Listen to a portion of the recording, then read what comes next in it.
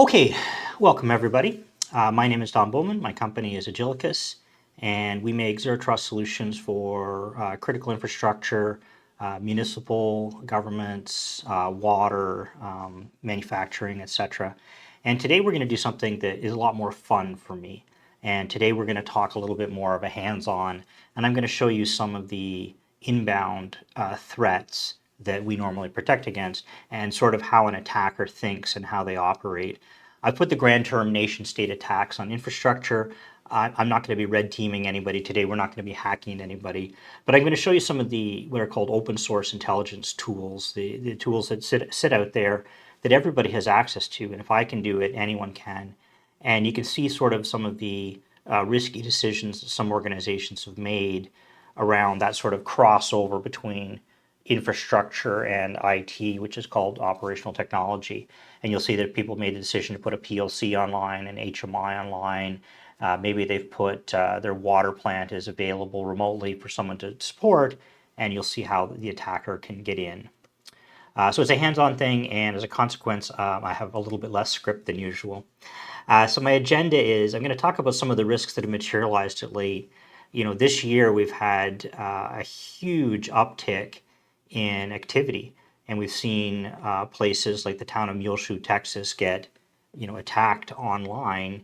Somebody posted a video of them. Now they didn't do a lot of damage. They overflowed some water tanks, etc. But it looks very scary. Sort of, a Russian voice creepily talking as they move a mouse around some HMI with a lot of industrial terminology on it, and who knows, there isn't a button called add more chlorine or something. And we've seen a town in Pennsylvania, Aliquippa, had their HMI hacked, and they just changed the logo on it. But one of the things that's troublesome there is those devices are often dual home. So if you can get into it to change it, you can get into it to do something else to the network. And these risks are no longer theoretical, but they've become actual practical risks. So I'll talk about the security model of infrastructure out there, and it's kind of different. People think about my users at their desktops. They use Office 365, and I've got a remote RMM tool with an antivirus, etc. But then as soon as they get a little bit further away from that infrastructure, their building management system, their smart door locks, their cameras, their printers, their routers, and then you get into the industrial side, solid waste, wastewater, water treatment, and transportation. These things are fundamentally different in their security model. And talk a little bit about how that works. There are risks that are created by the various actors. The various actors here, there's you own it. There's the company that built it, they designed it a certain way. There's the integrator that, put the whole thing together. There's maybe an engineering firm that specified certain things. There may be somebody that provides ongoing remote operations and maintenance services. And then there's, the attackers. I'm going to demonstrate some of these open source intelligence tools. Some of my favorite ones, Shodan.io is a really great website. And it's sort of like Google for devices. You can go on there and type in Rockwell and see a bunch of PLCs and stuff like that. I'm going to skip the poll today. This is kind of a quick way I usually sometimes get things started, but people are sometimes reluctant to answer it, and it leaves me awkwardly talking. But there's different cyber risks out there, and there's no right answer. Some people are worried about industrial accidents. Somebody brought in a bad USB key, they plugged it in, the next thing I know, this thing was spinning around and somebody got hurt. Sometimes they worry about cybercrime. They're saying, well, I'm worried that somebody's going to come in and lock everything down, and they're going to tell me I got to pay to get my own stuff back, and I'll be in the news. Some people worry about a nation-state condoned criminal or attacker. They're like, well, we're not a very interesting target because we don't have any money. We don't have anything very interesting, but it would be embarrassing to our country if we were, hacked. So therefore, I worry about North Korea. And I say condoned. In this case, some of these bad actors, they allow criminals to operate within the country with impunity as long as they don't attack themselves. And then the supply chain is another one. The supply chain is really complicated because we stand on the shoulders of giants. So there's a little piece of open source, which is included in another, which is included in an operating system, which is included in a device, which includes other software. And then you get it as this black box, and there's 100,000 pieces of software in there. And how do you know which ones are vulnerable to what? Well, suddenly you get this slew of CVEs that hit you from MITRE and NIST, and you're told you're a bad person because you haven't got them all updated in the last 30 seconds. And the ones that you should be worried about are the unknown unknowns, the ones that you don't know of that are in there. These risks have been materializing of late. So the Oldsmar water treatment plant, that was one that kind of put it on a lot of people's radar. You know, a Florida water treatment plant somewhere out in the boonies, and nobody really wants to go there at night. And so they get together and say, let's just put TeamViewer on here. We'll have a shadow IT. We'll create a shared password, and suddenly somebody else is in it, and people are sad. I mentioned the Aliquippa one. You know, here an HMI, which is human machine interface, basically a fancy panel, and all of a sudden it's talking about Israel and Palestine and the war, and somebody has made this a spot to make their statement. What else did they do on it at the time? What else could they have done? You don't want to think about it. The Muleshoe one on the upper right, they overflowed a water tank. But it was only a couple of years ago that Flint, Michigan happened, and there was too much chlorine, and it ate the lining on the pipes, and people got very sick from lead poisoning. This is well within the realm of what could happen today. And I put this one at the bottom. I'm a big fan of the great work that CISA does, and they have a lot of announcements that come out. And one of the great things about their announcements is when they announce something, it just happened to somebody else, right? They're not putting this out there for their health. So for them to jointly announce with Rockwell Automation that you should get all of your Rockwell stuff off the public internet, it means that that somebody's stuff was on the public internet and something bad happened. So recently, every VPN vendor this year has had some critical vulnerability. Fortinet, Cisco, etc., Avanti, they've all been breached. CISA themselves was breached through one of these. MITRE was breached as well. And every industrial vendor, when I say industrial vendor, like we're talking about not the desktops on people's, that type of software, but everything else that supports the business. They have very systemic security issues. They're not going to be solving this quickly. It's not like they're working on making a better two-factor. They don't even have a single-factor authentication on most of them. The security model that most people use for here is they have a type of air gap. They keep all the really dangerous stuff somewhere on its own private network with very little way to get in and out of it. The problem is it's become very porous because the manufacturer is just saying, well, I need to be able to, there's a license manager, you need to be able to get to this, and the backup server's remote, and while we do this new cloud analytics, you need to get data in and out, and then your support staff are like, well, I need a specialist to help me on this, and it suddenly becomes very porous. It used to be a very sleepy world. Nobody really cared about industrial control systems. They went in, they got dusty, they got dirty. 20 years later, they got taken out of service after never being heard of again. And suddenly, it's exciting to this new type of opponent, the nation-state actor, because they don't have a economic incentive. So the security model here, before we get into this sort of hands-on, the original security model in mind when they put all these types of systems together was physical. You had a badge, you showed up with a truck, there was a guy at the gate, they let you in, they watched you. You signed into a book with a pen. Around that time, we started to put networks across big industrial plants, whether it's a city infrastructure or manufacturing infrastructure, doesn't really matter. Protocols like Modbus and Ethernet IP, ironically not Ethernet or IP, and SCADA also came alongside air gap. And it's really just a way of simplifying the wiring. Nobody considered it to need any security because it wasn't replacing something that was secure. It was replacing something that you had to physically get in there, and once you were in, you could go twist a thermostat on the wall. Like, who's stopping you? So they're like, we'll just do the same thing. There's really no security in here at all. There's no password in Modbus. That specialization that's occurring, commissioning now is a cast of thousands. I have a bunch of specialists in how the human machine interface works, and the control system works, and the underlying process works, and etc. And what's happening is these vendors are embedding backdoors. And I've gone through a couple of plants, particularly water treatment plants. And large water treatment plant associated with municipality, they got 13 plants. And they on the first day when I did the scan for them, I said, am I going to find any cellular backdoors? They're like, absolutely not. We're 100% confident we won't have any cellular backdoors circumventing our antenna. And I know a lot about telecom. I walk in there, and the very first thing I see is an antenna about this long. There's two of them, a little box on the wall, and the Ethernet cable coming out of it. I'm like, I will eat my hat if that is not an LTE antenna over there, 700 megahertz. Sure enough, we walk over to it. It's two 700 megahertz LTE antennas and an Ethernet cable snakes off into the ceiling. I'm like, here's at least one. These things are not necessarily evil, But the problem is they're effectively shadow IT. Who's controlling it and what does it do? And in the scan here, you can see in a second, one of the things you find is a lot of them are then VPN to DigitalOcean, and then they port forward a bunch of stuff back in. So effectively everything is directly accessible from the public internet without any authentication via port forwards. And you may think about, well, this serial to Modbus gateway is not that important, so therefore I don't really care. The problem is if I can get to it, I may be able to do some buffer overflow and then use it to go sideways in the network. And that lateral traversal, it's what you don't want.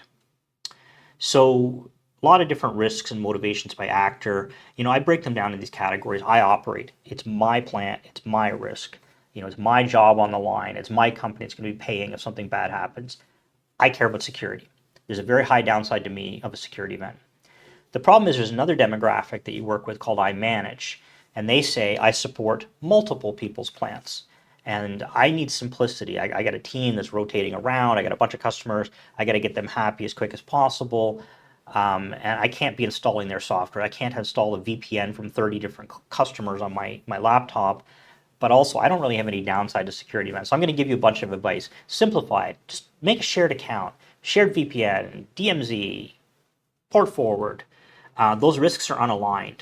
And as a consequence, when something bad happens, it causes bad behavior, is what happens. So I'm going to go through a couple of these tools in a second. I'm going to switch over and do that live. But again, one of my favorite tools is Shodan. It's a very, very simple tool. If you never used it, go to it and just type in Rockwell, and you'll be amazed to see PLCs online. And then you can type in, port colon 5900 authentication disabled, and you find a bunch of open VNC servers, and you can find people's remote desktops that are just on the public internet. It shows their username still there to be logged in as, and based on that, you can often guess the password. You can just see a bunch of people that have made mistakes. We're going to use a little bit of Nmap. Nmap is the Swiss Army chainsaw of the security world. It's a network mapper, and you can, ask it to go and scan something for you. And the scan can be relatively deep. We're going to show finding things that have net bias or Windows file sharing available over the public internet, which is usually not a good idea. I'm going to show a little bit about the DNS dumpster. The DNS dumpster is kind of fun because it allows you to guess at what's inside the organization, even if they haven't made it available, because they often have problems where they run an internal DNS, external DNS, and the two get polluted together. And usually people give things magic host names. They're like, Avanti1. All right, I know they're running Avanti, or they, ArcGIS. Okay, I know they run ArcGIS, etc. And the last one I'm going to show you is the certificate transparency logs. And this is a really fantastic tool. It's a very powerful tool. Every time you get a new certificate, it should be transparently here. And this to prevent somebody from spoofing your domain. So you can go and search for domains that are similar to yours in this tool and see if somebody's trying to put up a site like that. Maybe they've changed an I to a 1 or something. But also, I can use it to peer inside your organization. Hey, you're creating an internal certificate for something, then I know you're deploying that something. So the key of this is we need to think like an attacker. The first thing to realize is attackers are lazy. They're not looking for the hardest thing. They're looking for the easiest thing. And these tools that I've shown you, there's a lot more tools out there. But if these tools give them the information they need, that's all they're going to need to do. So I just need to know a little bit about you. What sort of tech do you use? What ports do you have open? What tools do you use with authentication? And we'll find it. So here's an example in this screenshot where I've typed in Rockwell. Rockwell Automation obviously is a big manufacturer of embedded systems, PLCs. And we've typed that in, and boom, several PLCs have appeared. And they very helpfully tell you the model, the make, the version that they're running. They tell you the internal IP addresses on them. We can turn around and query these things, and we can actually get their firmware out of it. We can know what triggers they have. You'll see things like SCADA, well 5, trip point, etc. And it becomes really dangerous as somebody like me. I'm not trying to attack it. You're worried that by even looking at it, you could change it. And then you just get all this information, and a Rockwell PLC has no security, none. So it's not like, oh, well, they've got it on the internet, but that's okay. It's not okay. There is no scenario where that is okay. This port here, 14818, which is called Common Industrial Protocol or Ethernet IP, that is not okay. There is no scenario. Here what they've done is they've gone to Verizon, they've got a Verizon MiFi, they've plugged it into that. Somebody needs to be monitoring something remotely, and that's from the I-managed demographic. And they're willing to take that risk because there's no downside to them. This is a really bad scenario. Best case scenarios is just somebody's demo, it's not connected to something. The medium case scenarios is connected to something not too critical, like a car wash, and maybe somebody gets a free car wash or something. There's a lot of ones that are sort of semi-read only that you can read, like, gas tank, how much water is there, the water sensor in a gas tank, and how much fuel is in it, etc. But there's real ones out here that are very likely controlling real critical infrastructure, oil pipelines, wastewater treatment plants, energy production, etc. The certificate transparency here, it really helps me peer through the firewall. So in this particular case, I've typed in a company and OCWD, which is a water company, and it shows me a bunch of certificates that have been issued with their name. Here, one of the ones that I find odd is their help desk vendor cross-signed certificates for all of them, which is really a weird thing. Coming back to Nmap is sort of the Swiss Army chainsaw, and you can use it to scan an IP range for a specific thesis or theory. In this particular case, what I've done is I've looked for the net bias names available on something I found on the public internet. And again, this is on an IP with, in this case, Telecom Italia, very similar to that Verizon MiFi. And boom, the host is called SCADA 25 something something something, and I can see all their interfaces and IPs. It doesn't really take a rocket scientist to know that after 5 to 10 years of ransomware hitting SMB and NetBIOS and these tools, you shouldn't have this on the internet. If you know a little bit about industrial systems, they are religiously unpatched. They see that as a negative. In the IT world, we think about patch it as quickly as possible. In the OT world, they think about that, well, that means downtime. I'm just going to leave it alone. It's very likely, and I could have checked here, but it's very likely this is running Windows 2012 or Windows 7. And as a consequence, the same tool that I used here, somebody could have used a similar one to do something bad to it. So I'm going to switch over and do a little bit of live demonstration. And I don't have a script here, so when this goes badly, it's all on me. Switch. Okay. So Shodan. So I mentioned a couple of queries in Shodan. One of the ones I'm going to try here is that VNC disabled, authentication disabled. It is crazy. So for VNC, it's a type of remote desktop. It's the same concept. And you can see it's giving you the screenshots of some of these. You can just click around and try one of them. But we're just going to switch to a shell here. And we're going to try, I'm going to hit my up arrow and one I tried just before this. And I'm just going to open, this is one of the IPs we just found. And boom, it's somebody's Windows machine that's logged in. They're right now, they're in the control panel.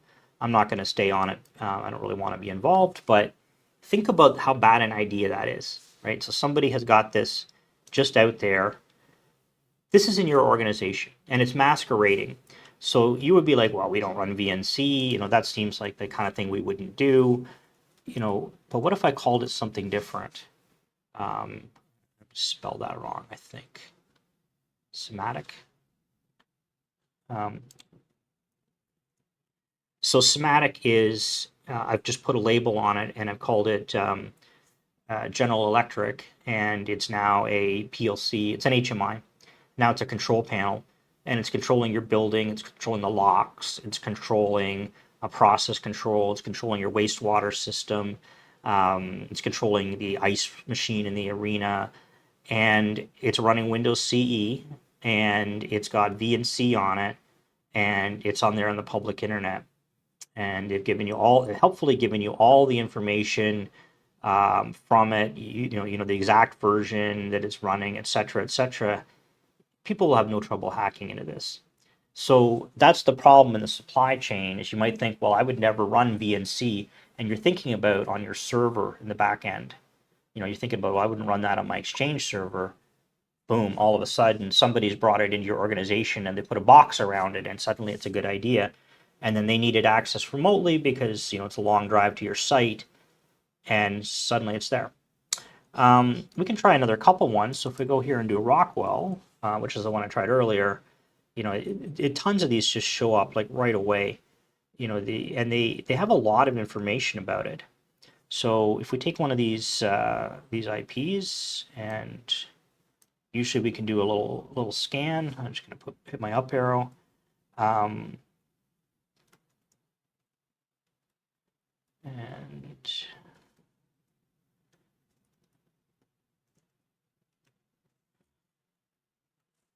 so some of them don't respond, but others are going to respond with the entire program of what's in them, and you'll see, it'll be, like I said, it'll be some water treatment plant, some industrial process. Usually only takes a couple before you get one that, yeah, this one's dumping out its stuff.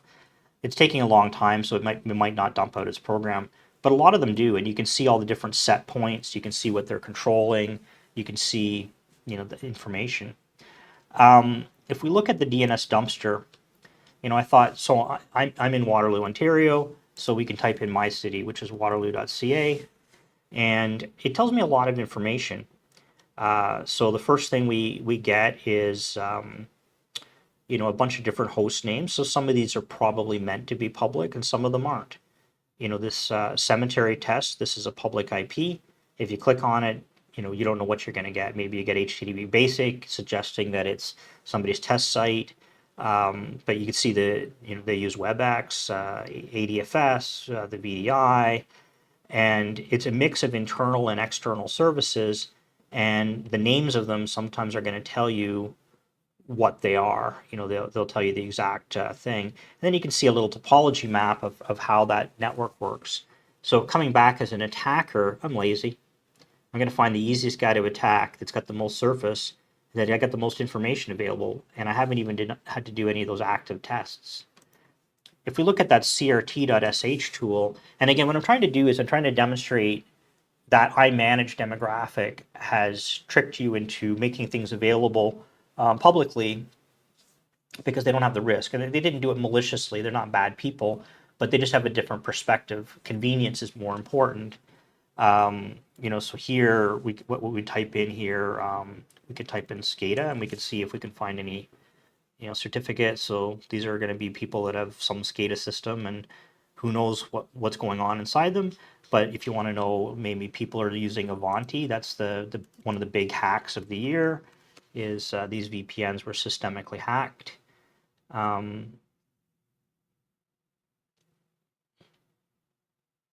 Okay, timeout, see if I care. There's your search.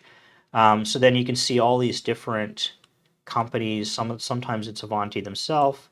These companies, they've called their device Avanti, and sometimes it's a wildcard. So wildcards are terrible for security, because once that certificate's gone, they have your entire domain.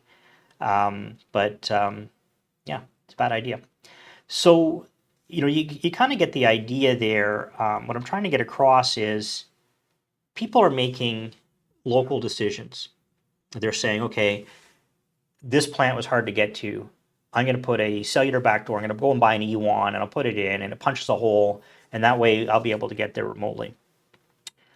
What I'm here to tell you about is that there's an alternative for security that's every bit as convenient, but also secure, which is zero trust. So if we look at the current security model, people are putting in these backdoors, the cellular backdoors. TeamViewer is a very common one, because it doesn't have outbound connection, and it kind of doesn't get caught by the firewall. But port forwards back in, there's a ton of them. When you do these searches, that you'll find out that you've got DigitalOcean IP, and it's got like 50 things on it.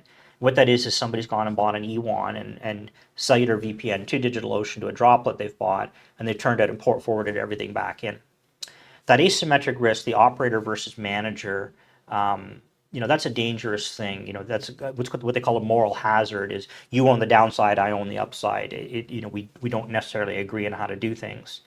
That heterogeneous legacy equipment without a single authentication model, that VNC, that HMI I showed earlier, that PLC, there's no multi-factor, there's no single factor, there's no single sign-on, there's no SAML, there's no OpenID Connect.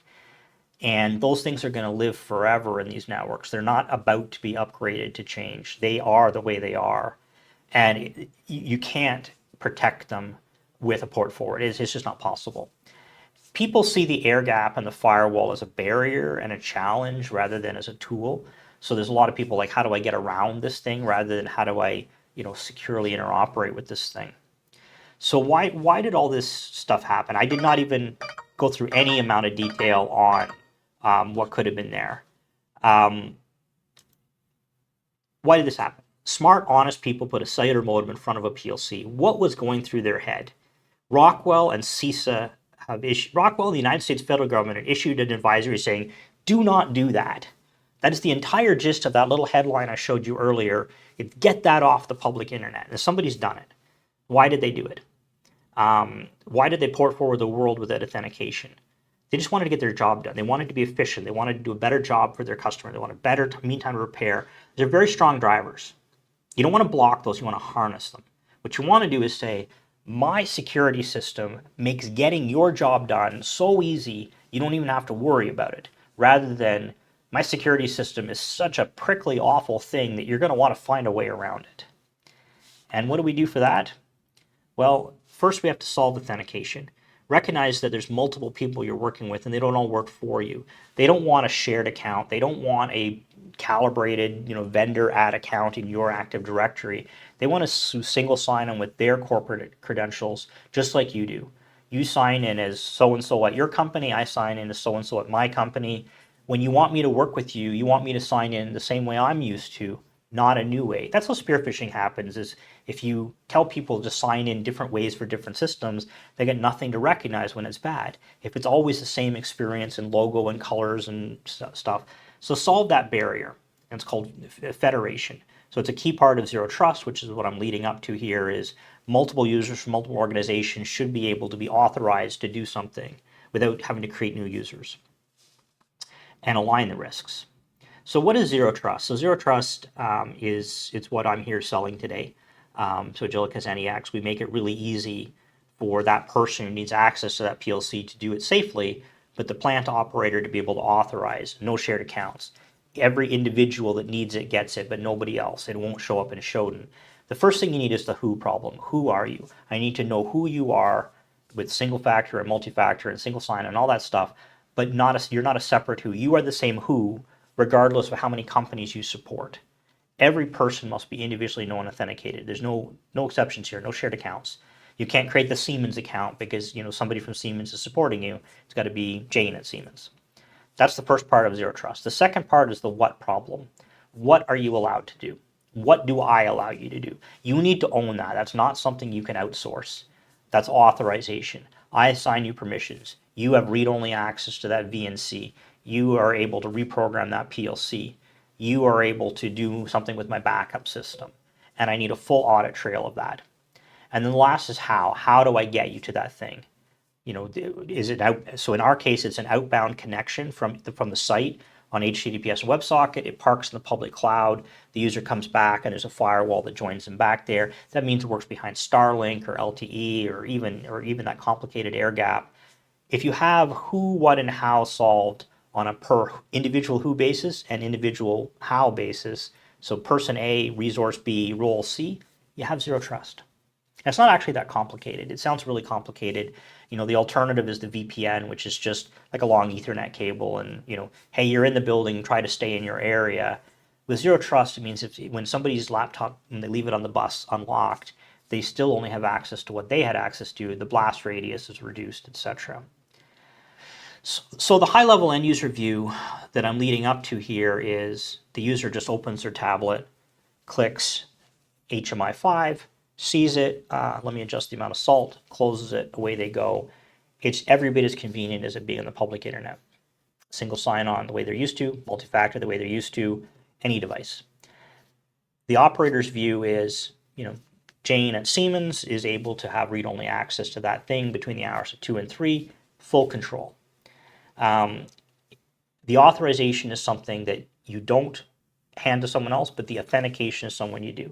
So you let them sign in with their existing Azure or existing Google account at their corporation. This is really ideal for narrow task workers. This is not a replacement for the IT system, the VPN that the one administrator of everything uses. This is the method that you safely allow somebody to manage your water plant, your solid waste plant, your etc. There's no layer 3 IP, there's no subnets, you don't have to worry about overlapping subnets, you don't have to worry about any software to install on their machines, it's all browser based. So my call to arms today, my call to action is, first of all, those underserved people, they are going to find a way to serve themselves. So you better get in front of it or you're going to be behind it. They're going to go and buy a cellular modem and sneak it in and hide it somewhere just because they want to be more efficient, get their job done better. You may as well make it simple for them. And that way everybody's interests are aligned. Things are going to keep getting smarter. So the idea that the thermostat that you bought 20 years ago didn't have an IP address. The thermostat you bought today probably has a camera in it. Things are getting smarter in every aspect of every industry. They want to be more efficient. They want to provide more value. They're using technology. That technology is requiring a split. There's public cloud involved usually. They can't all be on site. They're online. It's the way it is. Security is going to keep getting more important, but also more complex. Lateral traversal becomes very costly. So if I can get into one thing, the weakest of the lot is going to be how the security is done. So if you have one thing in the pool that everybody can get to, and then it can get to everybody, then you got nothing. That's why you're going to want zero trust. So you've got individual pairwise stuff. So even when they do get to the weak thing, it can't go sideways. Understand the VPN is not an appropriate solution for everyone. So, your vendors don't want to install your VPN because they have to support other clients. There's no way they can install 30 different VPN, clients on their machine, all different versions. And sometimes you use the same IP address they do because you all use private IPs.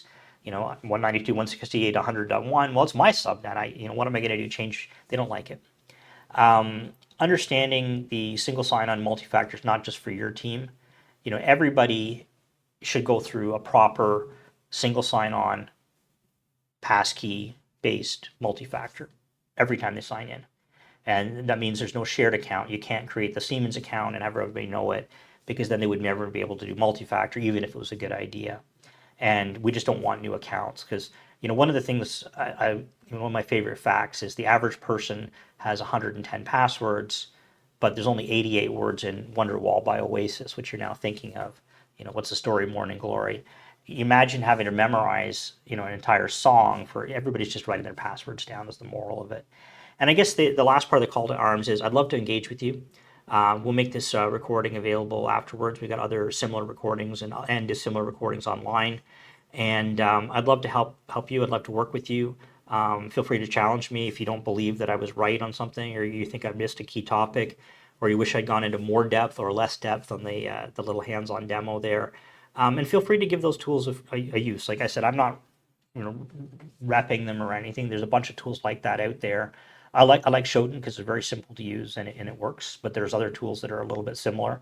Feel free to give them a try. Type in some coordinates for your organization, but recognize, coming back to that MiFi case, we wouldn't have found that because the host name isn't that of your company. And the IP space isn't that of your company. So they can give you a skewed view. Well, nothing of mine shows up. Well, it's because it's showing up another way. You're going to have to go hunting around for those antennas like I did. With that, that's all the material I had. Are there any questions? You can feel free to type them in the chat. Otherwise, my team will reach out afterwards with a copy of this recording, and we'd love it if you guys had something to say. Feel free to respond, give me some feedback, and let's see if we can do some great work together. Okay, seeing no questions, I am going to call it. Thank you very much. Once again, my name is Don Bowman. My company is Agilicus, and let's do some great work together. Cheers. Bye-bye.